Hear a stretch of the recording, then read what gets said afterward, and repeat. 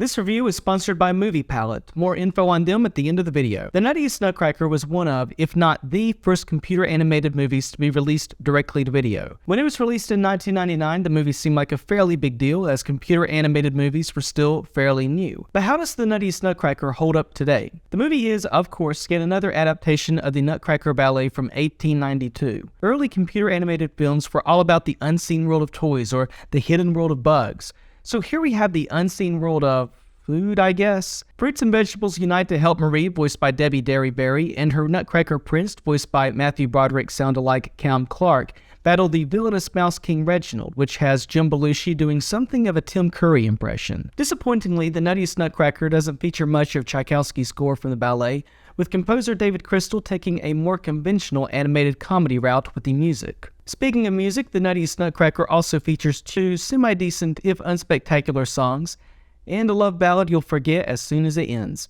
The movie's humor is very pun-driven, lots of vegetable and fruit gags, many of which are spoken by the character Stash. A lot of the puns are groaners and feel shoehorned into the dialogue. But there was this joke that got a laugh from me. She looks kind of like a princess. Exactly like a princess.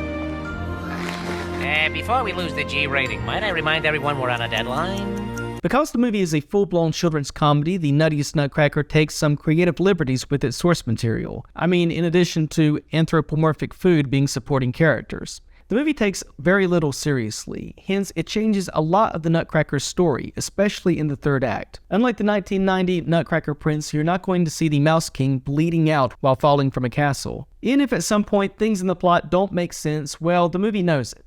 The Sugar Plum Fairy, who acts as a narrator of sorts, flat out tells the audience not to question certain plot points. She says just chalk it up to Christmas magic. I'm sure there are a ton of movies to wish they could chalk up their plot holes to Christmas magic. But the big question, does the Nuttiest Nutcracker hold up? Would kids today enjoy it? Honestly, I enjoyed the movie more than I thought I would. It's not perfect. A lot of the humor feels forced, even amateurish at times. I don't know how many of you are going to find an army of beans farting at the Mouse King's army funny. And of course the animation looks very dated. But I would choose the Nuttiest Nutcracker over 1990's The Nutcracker Prince. Barely.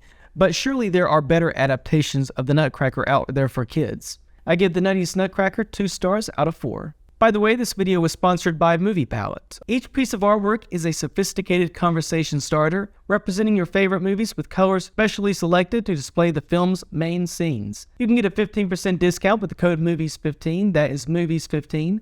Thanks to Movie Palette for sponsoring the video. Do you remember the Nuttiest Nutcracker? What did you think of it? Let me know in the comments. Please like this video and subscribe to the channel. Follow me on Twitter. Of course, link in the description. Until next time, this has been Josh from Movies Please. Thanks for watching.